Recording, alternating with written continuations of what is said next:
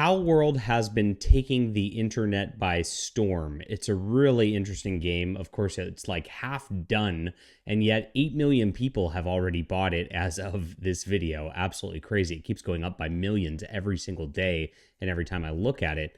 Now, I talked to some Zoomers about this, and they're just like, this is like my childhood in a video game, which is, Pokemon with guns. That's what it comes down to. Really is. And if you look at some of the images from it, it's clear that they, at least referenced Pokemon to some degree. Now, whether they stole assets from it and just made a few changes or whatnot, or whether they just did art direction homaging it is kind of the debate on the internet right now. It's a stupid debate. I mean, video games rip off things all the time. I mean, there's genres of video games, which means somebody started the genre, which means somebody ripped it off, right? And so when you get into this kind of thing, it's ridiculous. In the comic book world, like everything's ripped off. Every character that you ever see is like kind of a reference to another character. Even Batman is literally just the shadow, but not in the original version of it. And so you kind of just like get into this stuff where it's like, does it really matter? Is this something that is a bad thing? Now, if it had somebody named Pikachu in it and it looked exactly like Pikachu, they have a character that does. That's something different because that's just outright theft at that point. But, people are getting crazy with copyright laws. And of course, Nintendo's always been very litigious. They've been taking down, people making videos about their properties at different points. And that's absolutely crazy. I hate that kind of thing as a YouTuber, especially. But let's get into the news of what's happening today, because Nintendo is now like threatening the Palworld creators with some legal action as per their website. And we have that story.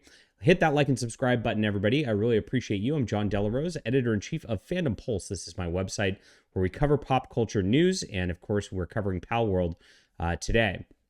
So it's been very much something that's been going viral everywhere. Of course, GamerAnx talked about it. Palworld adopts a kitchen sink approach, combining casual survival gaming with monster hunting, collection elements, and extensive exploration.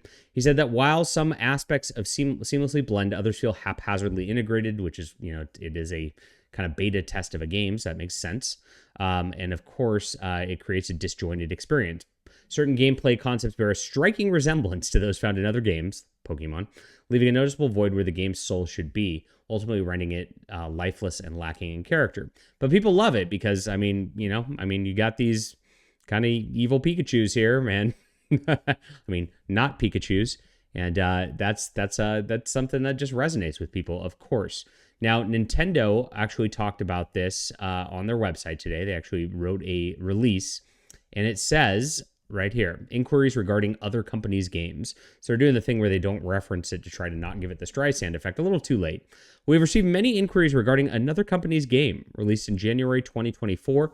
We have not granted any permission for the use of Pokemon intellectual property or assets in that game. We intend to investigate and take appropriate measures to address any acts that infringe upon intellectual property rights related to Pokemon. We will continue to cherish and nurture each and every Pokemon and its world, and work to bring the world together through Pokemon in the future, the Pokemon Company. So here is their response officially to it, and they're very vague about what they're going to do, but it does come across as a threat. And if you look at things, I think in America, we have different rules than in Japan. In America, we kind of have these copyright rules, which are pretty loose in terms of things that are inspired by other things. You can get away with it to some degree. Now, of course, lawsuits always happen, and for a small company, any kind of lawsuit might just bankrupt them. It might become a big problem. Of course, they've got a huge seller on their hands, and there's a lot of money on the line here as well, so there might be a reason to fight that rather than just go at it. What usually ends up happening is they settle out of court, and it usually costs, X amount of money in order to make both parties happy.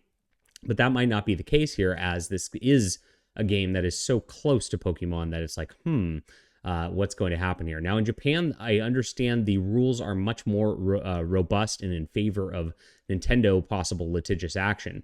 And that's where things could get really interesting here, as, of course, video games are worldwide at this juncture. So I don't know what's going to happen yet, but of course, we are going to cover it. And of course, Nintendo being very litigious, this appears to be the first step in something towards the creators of Palworld, which is not good for them. Leave a comment down below with what you think about this. Hit that like and subscribe button. We'll be back soon.